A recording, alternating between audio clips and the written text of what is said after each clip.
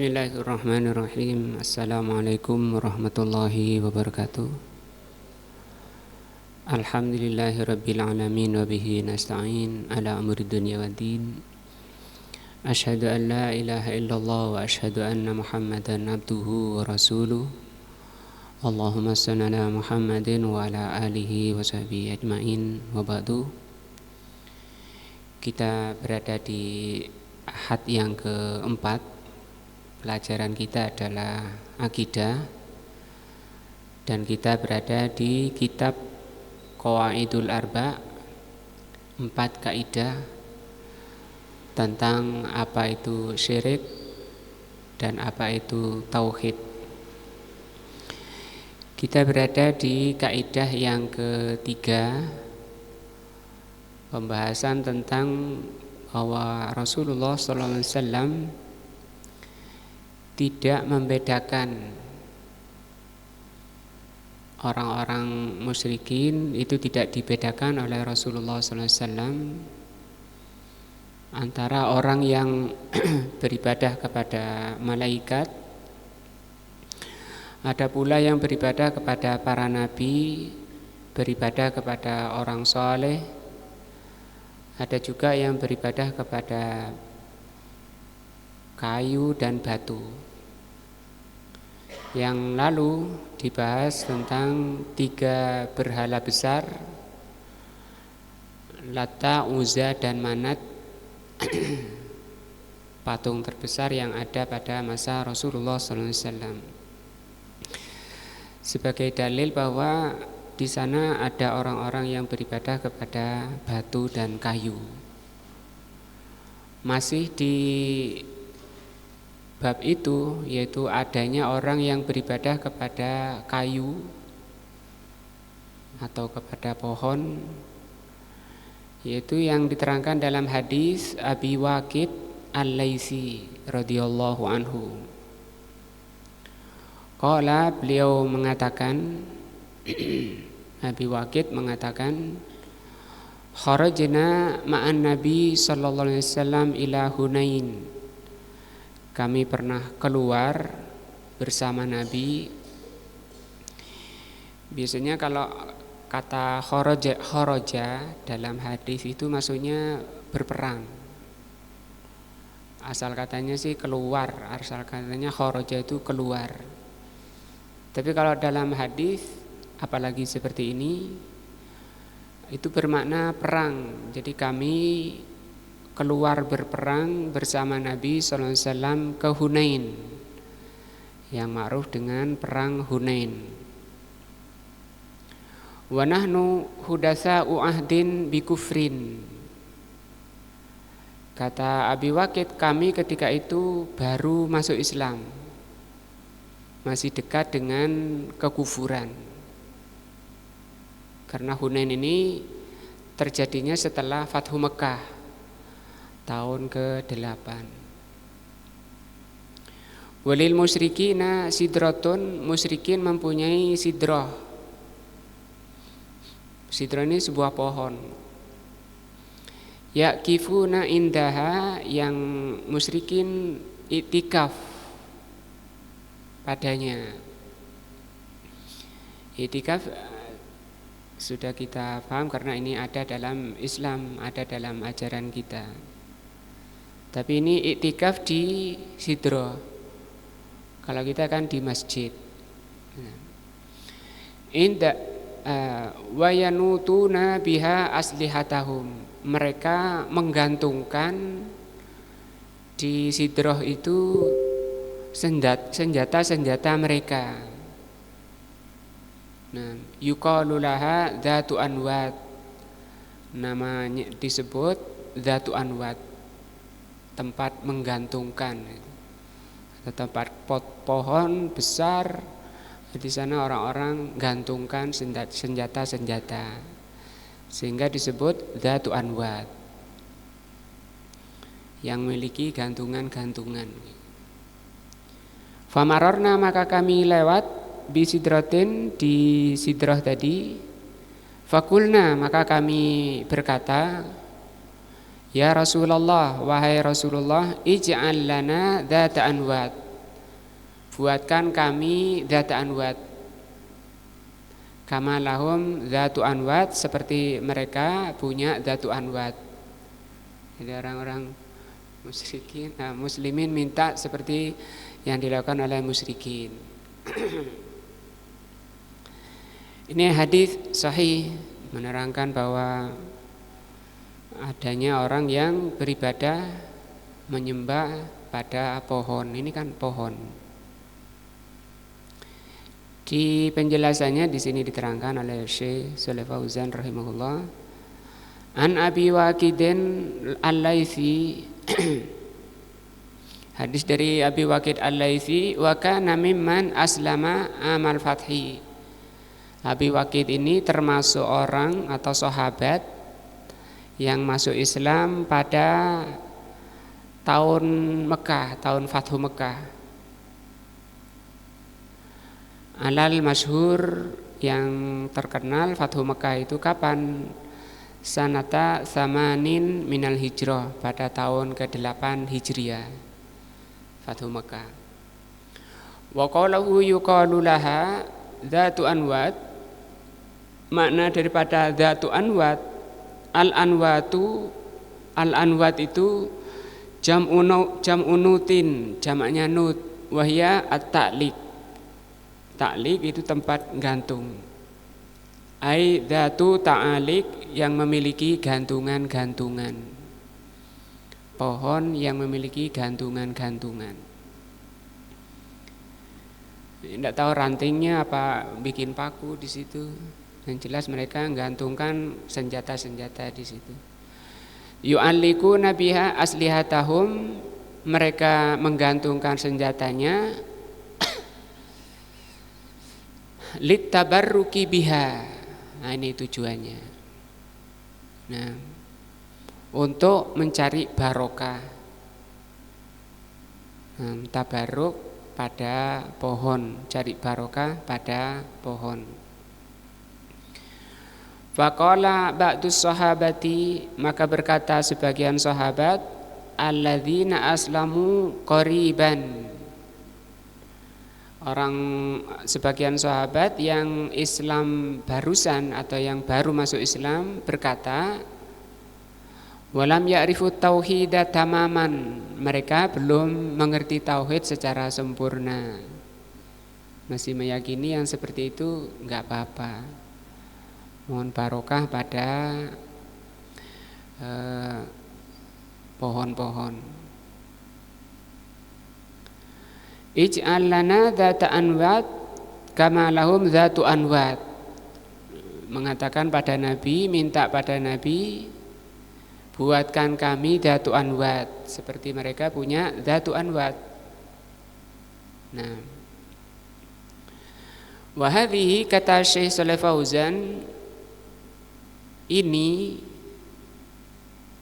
permintaan seperti ini baliyatut taklid, merupakan bencana taklid. Bencana taklid, baliyah itu bala, musibah atau kerusakan, musibah daripada taklid. Taklid itu ikut saja tanpa mengetahui dalil, itu namanya taklid. Kalau ngerti dalilnya, ikut dia, itu namanya ittiba, mengikut. Beda bahasanya. Kalau ittiba itu boleh, ya, kebaikan. Tapi kalau taklid ini jelek, karena tanpa diketahui dasarnya. Wat tasabbuh, dan tasabbuh. Apa tasabbuh? Menyerupai. Taklid pada pendahulu, ini musibah. Juga orang-orang kafir, musyrikin kafir dahulu itu alasannya ketika diajak pada Islam, inna wajadna aba'ana, karena kami yang dapati bapak-bapak kami seperti ini. Cuma taklid saja jawaban mereka.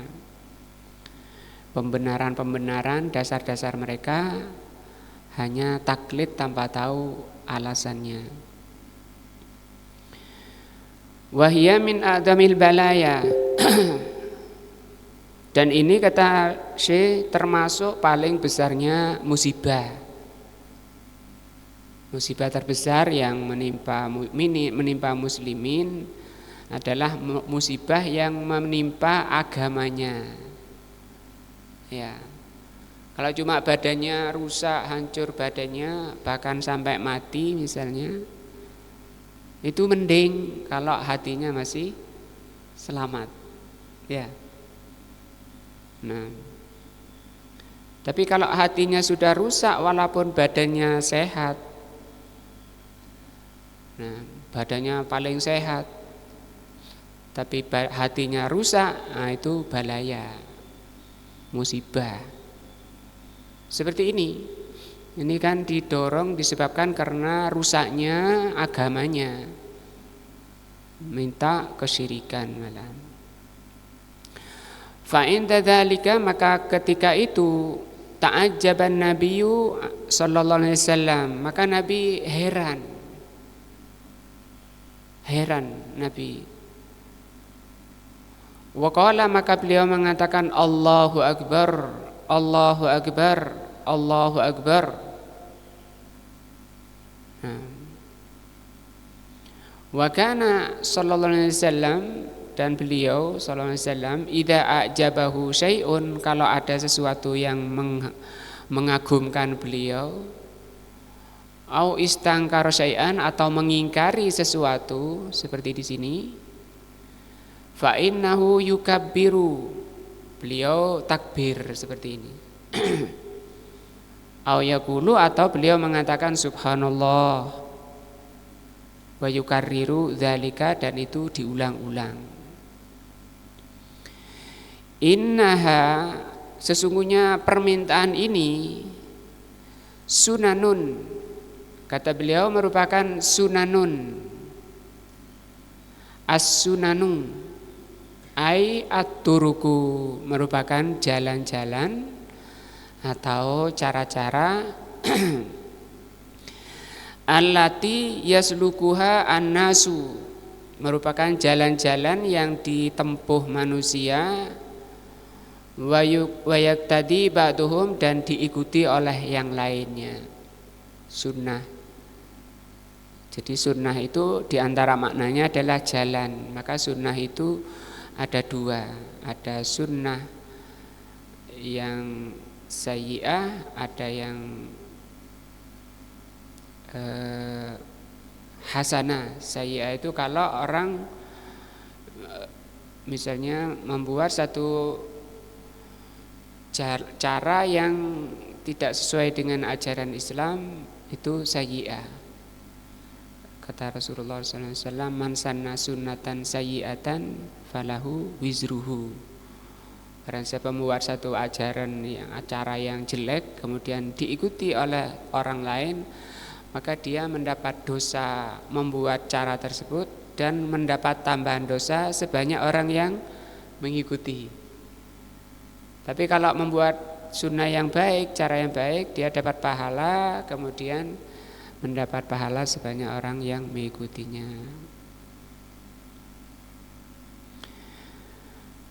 Nah,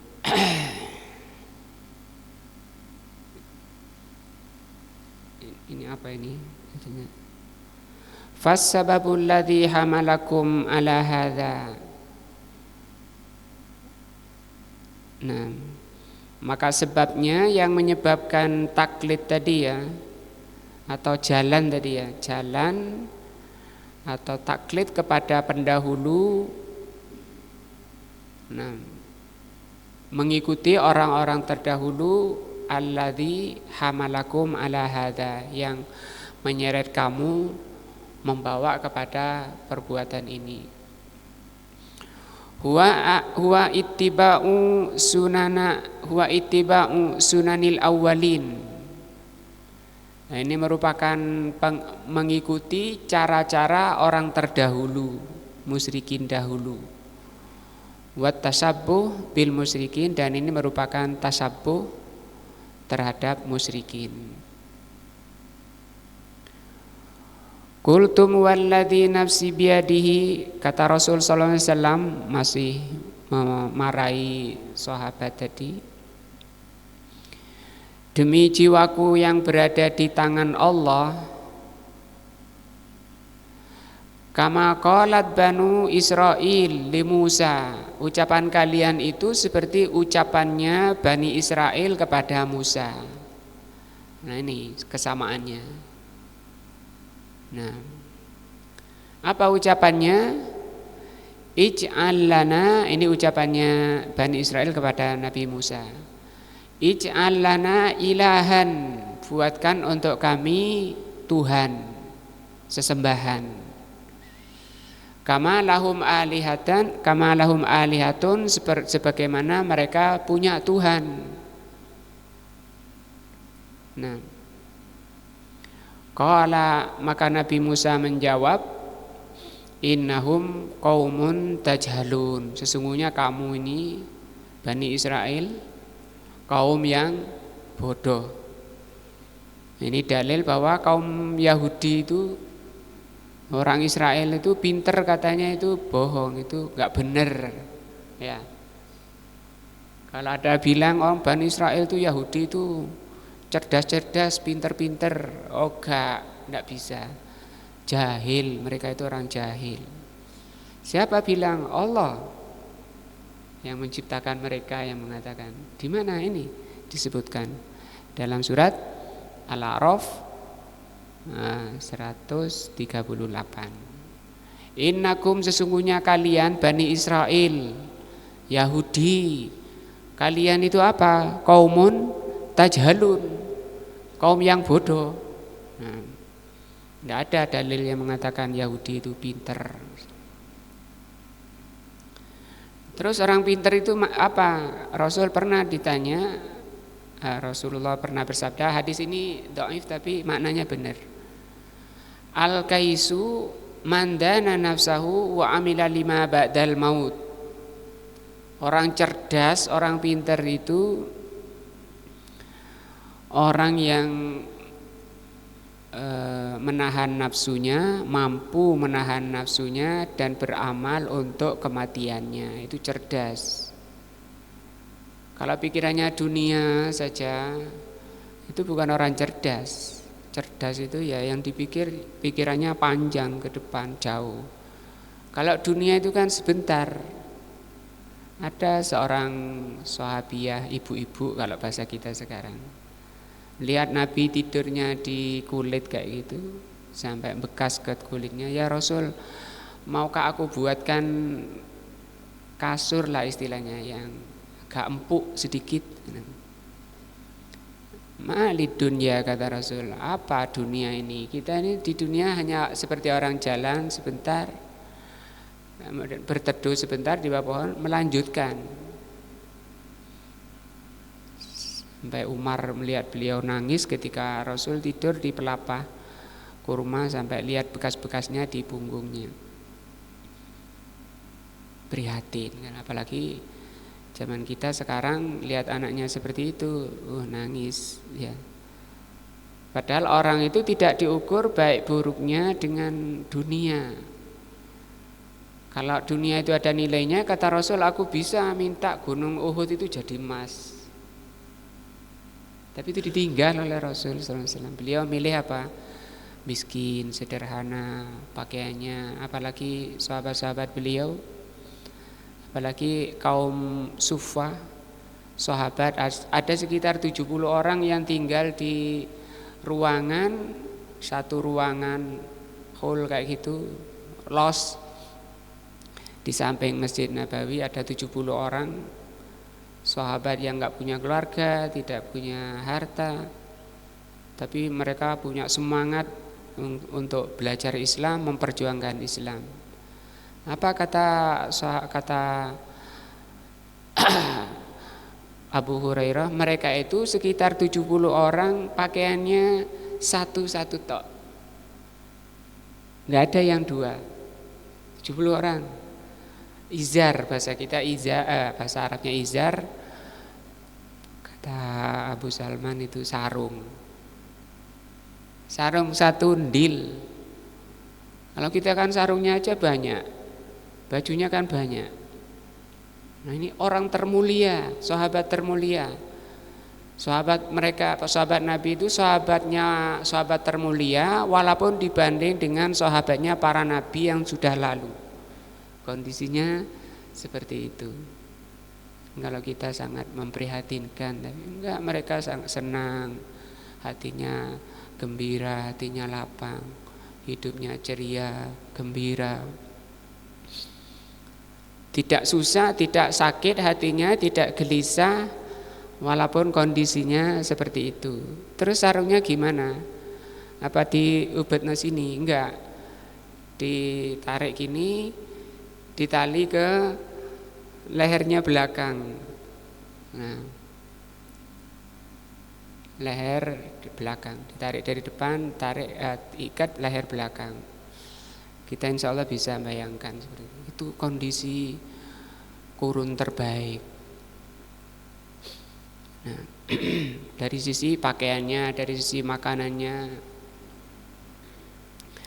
Musa alaihi salatu wassalam, Nabi Musa alaihi salatu wassalam, lamma tajawaza al-bahra, ketika beliau melewati laut bi Bani Israel, bersama Bani Israel, wa aghraqallahu aduwahum, dan Allah telah tenggelamkan musuhnya Fir'aun fi wahum yandurun. Bani Israel itu melihat sekaratnya Bani Israel, sekaratnya kaumnya Fir'aun. Itu Bani Israel melihat, memang diperlihatkan oleh Allah supaya mereka benar-benar yakin bahwa mereka telah mati, supaya tenang. Marru ala unasin, setelah menyeberangi laut mereka melalui manusia yakufuna ala asnamin lahum minal musyrikin. Mereka iktikaf. Iktikaf mungkin bahasa kita diem gitu ya. Itu kan iktikaf diem. Diem ngelilingi patung. Faqala haula'i, maka orang Bani Israel ini berkata li Musa, pada Nabi Musa, ij'al lana ilahan, buatkan kami satu Tuhan, kama lahum alihatun, seperti mereka punya Tuhan. Qala, maka Nabi Musa menjawab, innakum qaumun tajhalun. Angkara alaihim, maka Nabi Musa langsung mengingkari dan menghukumi mereka bahwa kaum Bani Israel ini tidak pinter. Banyak ayat-ayat nanti yang menjelaskan ketidakpinterannya Bani Israel itu. Diajak perang sudah masuk dekat gerbang. Nah, dekat gerbang Baitul Maqdis, suruh perangi mereka, tidak mau. Engkau saja Nabi Musa sama Tuhanmu berperang. Nah, kami akan duduk di sini saja, karena kejahilannya, kebodohannya kaum Bani Israel. Waqala, di ayat lain Allah katakan innaha ulai mutabarrun mahum fi, sementara mereka menganggap baik. Nah, merasa baik padahal itu batil, yakni batilun wa batilun ma kanu ya'malun. Perbuatan mereka itu perbuatan batil. Kesyirikan itu yang mereka minta pada Nabi Musa itu perbuatan batil dan perbuatan syirik. Nah, ini mungkin sejenis dengan orang-orang sekarang yang meyakini ada benda-benda yang bisa memberi manfaat atau bisa menolak bahaya. Seperti kalau di sekitaran kita orang gantungkan jimat, bikin lintingan-lintingan, ditaruh di pintu-pintu rumah, di pojok-pojok, supaya selamat. Kalau panennya ingin selamat, bikin sesaji-sesaji, atau taruh di situ jimat-jimat. Ini sejenis ini. Karena harus ada dalil kalau mau pakai atau berbuat, harus ada dalil bahwa ini memang benar-benar menolak bahaya. Yang saya pernah lihat juga kalau mau bikin rumah, ada pisang dicampur padi, jagung, bendera ya, ditaruh di atasnya. Sebelumnya mereka cari pisang raja di pasar, sehingga pisang ini termasuk merajai harganya ya. Dan penjual pisangnya juga hafal acara apa, mesti gitu, mereka sudah paham. Nah, itu rawan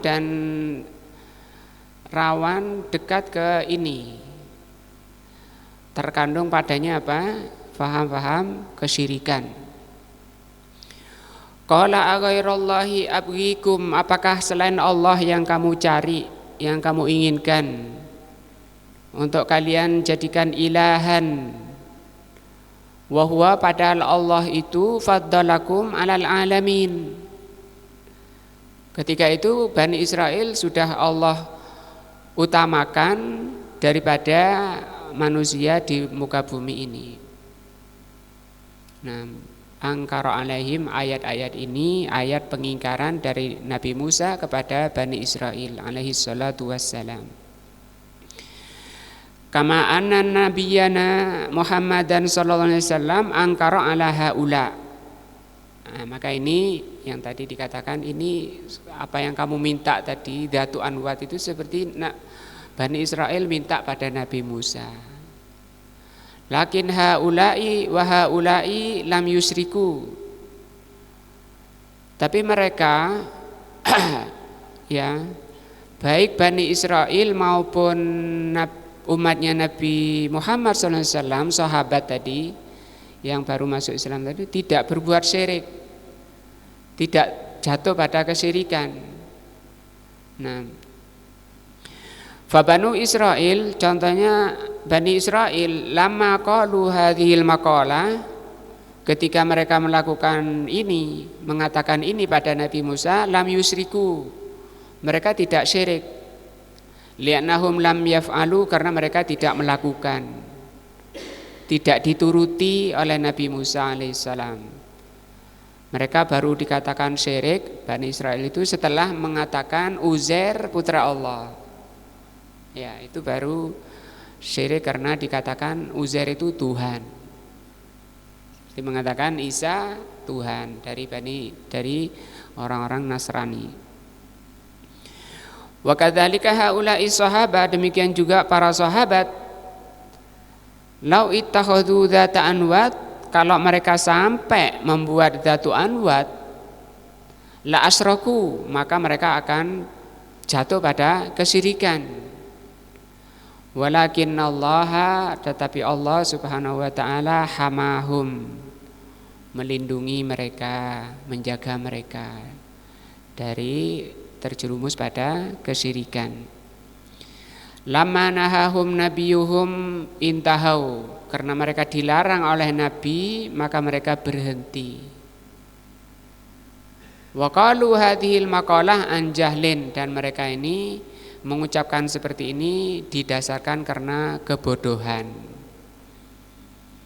Maqaluha in an ta'ammudin, mereka mengatakan bukan dengan kesengajaan.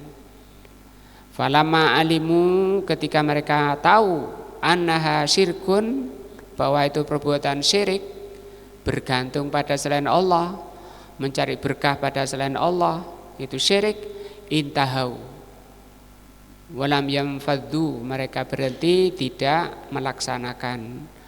Walau nafadu la asyraku billahi azza wajal, kalau sampai mereka melakukan, pasti mereka jatuh pada kesyirikan.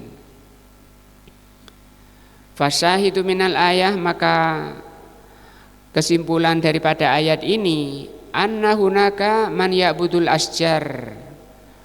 Ayat ini menerangkan bahwa di sana memang ada orang yang beribadah pada pohon. Li'anna haula'il musyrikun ittahadu dzata anwat, karena mereka menjadi orang musyrikin membuat dzatu anwat. pohon besar yang digantungkan padanya senjata-senjata mereka. Wa hawala haula'i sahaba. Nah, demikian juga para sahabat berusaha. Alladzi lam yatamakkan ilmu fi qulubihim, berusaha ingin seperti musyrikin, yaitu para sahabat yang ketika itu ilmunya belum kokoh. Ilmunya masih bahasa Al-Qur'annya itu ala harfin. Masih di pinggir-pinggir. Mungkin ngajinya enggak rajin atau ngajinya tidur sehingga enggak paham. Bahaya, orang enggak paham agama itu bahaya.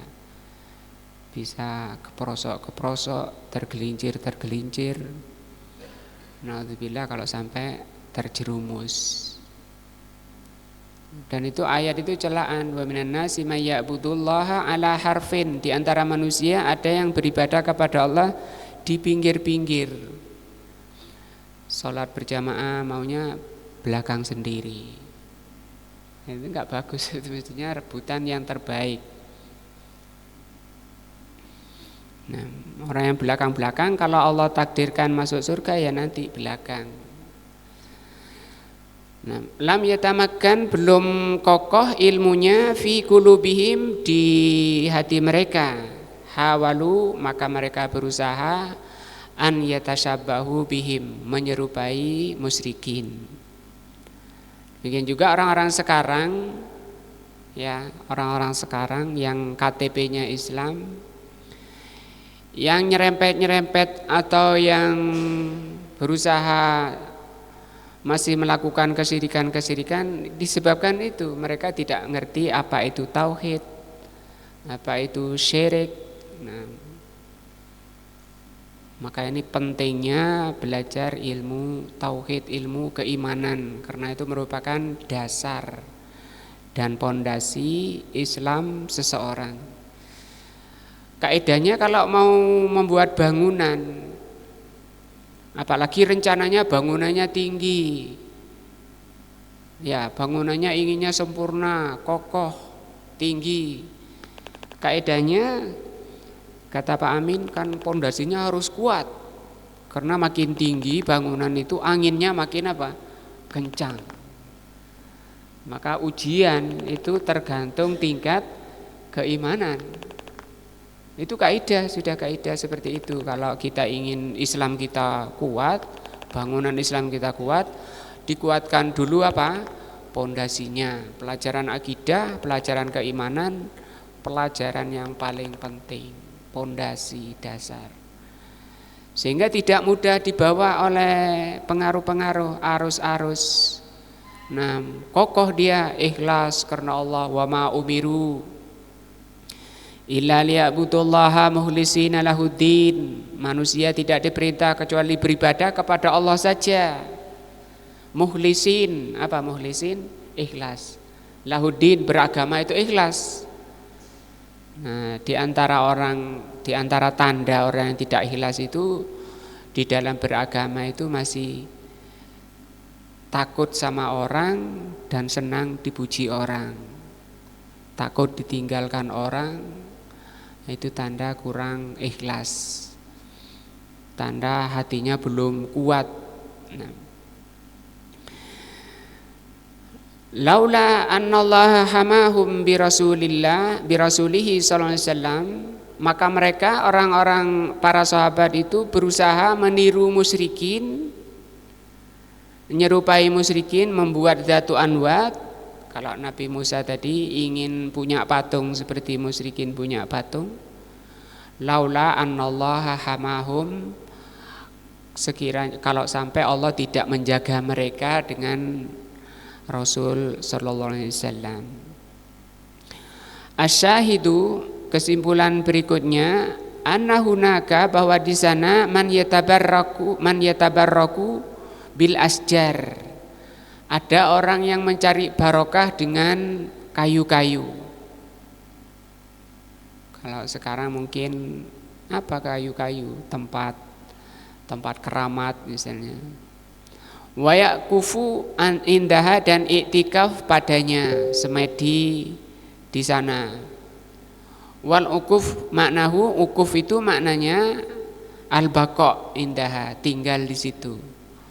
Muddatan beberapa waktu, taqarruban ilaiha untuk taqarrub mendekatkan diri. Fal ukuf huwa, maka ukuf artinya al-baqa fil makan, tinggal di satu tempat. Nah, fadalla hadza ala masaila azimatin, maka pembahasan ini menjelaskan tentang masalah besar. Nah, di sini akan diterangkan dua masalah besar, kesimpulan dari kajian ini atau kaidah yang ketiga ini. Al-mas'alatul ula, masalah pertama, khatrul jahli bitauhid. Masalah pertama, bahayanya bodoh, bahayanya kebodohan dengan tauhid. Nah, biasanya kadang orang gantungan jimat di mobilnya, digantungkan di depannya atau diselipkan di mana supaya mobilnya selamat, perjalanannya selamat. Nah, sehingga orang seperti ini dia susah kalau jimatnya hilang. Iya, jimatnya hilang nggak jadi berangkat. Kenapa? Karena hatinya terikat sama apa? Jimat. Sementara tauhid mengajarkan kebebasan, tidak takut pada selain Allah. Makanya orangnya bebas, dia takutnya hanya pada Allah Azza wa Jal, yang dia yakini keselamatan adalah dari Allah Subhanahu wa taala. Nah, sehingga dia baca keluar rumah, bismillahi tawakkaltu 'alallah la haula wala quwata illa billah. Setan pun tidak bisa menggoda orang yang baca doa ini. Nah, ini bahayanya orang tidak belajar tauhid. Fa inna man kana yajhalu at-tauhid, karena orang yang tidak mengerti tauhid, hariyun an yaqa'a fi syirki, sangat besar kemungkinannya terjerumus dalam kesyirikan. Wa huwa la yadri, dia tidak tahu. Tanya ke kiainya, datang ke kiai malah dikasih jimat, dikasih lintingan. Oh, ini dipakai buat sabuk. Sudah perjalanan, setengah perjalanan, ingat sabuknya ketinggalan. Oh ya, apa ini? Ditelepon rumahnya, antarkan sabukku. Karena takut, merasa keamanannya itu di sabuknya. Kata kiainya, ini dipakai ya kalau lagi safar, jangan lupa. Nah, dalam keadaan dia tidak paham, tidak tahu. Wa min huna yajibu, maka dari sini wajib ta'allumut tauhid, bagi muslim belajar tauhid. Tauhid itu mengesahkan, penyandaran, tawakal, harap. Nah, itu diesahkan, disatukan hanya kepada Allah Subhanahu wa taala. Wa ta'allum ma yudaduhu, dan wajib belajar lawan dari tauhid. Minasyirki, yaitu kesyirikan. Karena kesyirikan juga bermacam-macam. Ada namanya syirkul akbar, syirik besar. Ada juga syirkul khafi, syirik yang samar. Sampai kata Rasul, lebih samar dari semut hitam di atas batu hitam di tengah kegelapan malam. Saking syiriknya. Sahabat heran, bagaimana itu Rasul? Ada orang sholat misalnya, sholatnya bagus, benar. Kemudian ada orang datang, kemudian dia perindah, diperbagus sholatnya, supaya untuk dalam rangka dilihat oleh orang yang baru datang tadi. Nah, ini contohnya. Siapa yang tahu bahwa itu jatuh pada syirikan? Hatta yakunal insanu ala basiratin, dia wajib belajar apa itu tauhid, apa itu syirik, sampai manusia itu ala basirah, di atas ilmu. Li'alla yu'ta min jahlihi, supaya tidak tidak terjatuh karena kesyirikannya. La siyama idza ra'a man yaf'alu dzalika fahasbuhu haqqan bisa babi jahli. Terutama kalau dia lihat orang yang berbuat seperti itu, nah dia bisa menilainya bahwa itu tidak benar, ini yang benar. Bahkan orang-orang Indonesia yang saya tahu bergantung juga pada akik misalnya ya. Ada akik itu ya. Ditali oleh benang di bawah ditulis di nasibnya. Nanti dilihat geraknya akik tersebut. Bahaya, untung, selamat, celaka ditulis. Nanti kemana geraknya ini? Artinya dia menggantungkan nasibnya pada benda tadi. Fafihi khatrul jahli, sehingga di sini masalah pertama tentang bahayanya kebodohan. La siyama fi umuril akidah, terutama bodoh dalam masalah akidah. Sanian fil hadithi khatarut tashabbuh bil musyrikin. Hadis ini juga menerangkan tentang bahayanya nyerupai musyrikin. Wa nahu qad yuaddi ila syirki.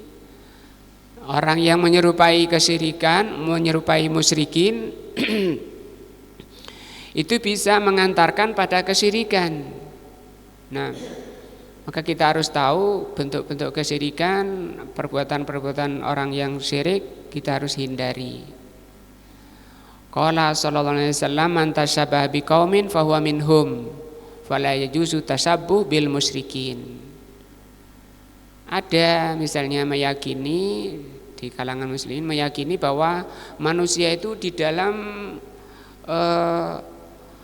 selalu disertai di dunia ini disertai oleh yang namanya Bathara Kala. Ketika misalnya orangnya, suaminya atau anaknya atau istrinya jatuh, wah ini diganggu sang Bathara Kala, sehingga dia buat jenang merah, jenang abang. Jenangnya harus abang pakai gula merah, kemudian sama jenang putihnya ditaruh di tengah, dikasih santan. Untuk apa? Untuk siapa? Ini untuk sang Bathara Kala biar tidak ganggu suaminya, tidak ganggu anaknya. Itu kan berkorban pada selain Allah. Siapa bilang ada Bathara Kala? Rupanya kayak siapa? Nah, kalau syaitan memang ada, setiap orang itu jadi rebutan syaitan yang disebut dengan korin itu ada. Ketika orang ini jauh dari Allah, jauh dari zikir kepada Allah, itu syaitan mendekat untuk menguasai orang itu. Dan dia punya lamah itu bisikan-bisikan jelek. Dan ketika orang ini ingat kepada Allah, selalu zikir kepada Allah, syaitan menjauh, malaikat mendekat. Dan malaikat itu juga punya lamah, punya dorongan-dorongan, bisikan-bisikan agar kita senantiasa konsis, istiqomah, stabil di atas keimanan dan ketakwaan. Itu pagi hari subuh itu sip-sipan, malaikat malam naik, kemudian diganti oleh malaikat siang, jaga manusia sehari penuh. Mas'alatus salisah, masalah ketiga, annat tabarruk bil ahjar, bahwa minta barokah pada batu. Nah, minta batu misalnya, saya punya batu, kalau dikasih air, taruh di air, diminum sembuh. Nah, ini tabarruk bil ahjar namanya. Wal asjar atau kayu. Nah, wal abniyah atau bangunan itu syirkun, termasuk kesyirikan. Wa in sumia bi ghairi ismihi, sekalipun diberi nama yang baik. Mungkin nama-namanya menarik, tidak ada bau-bau syirik misalnya namanya. Hati-hati, itu kesyirikan. Kenapa? Li'annahu talabal barokah, karena dia telah mencari barokah min ghairillah, pada selain Allah. mencari barokah pada selain Allah, minal ahjar wal asjar, dari batu, dari kayu, wal kubur, ngalap berkah dari kuburan. Ini juga tidak asing, di Indonesia banyak. Nah, wal adriha, adriha mungkin berhala-berhala atau patung-patung atau punden-punden. Wahada syirkun, dan ini adalah kesyirikan. Wa insammuhu bi ghairi ismi syirki, sekalipun diberi nama dengan nama-nama selain kesyirikan. Mereka bilang apa? Religi, ziarah religi, apa wisata religi.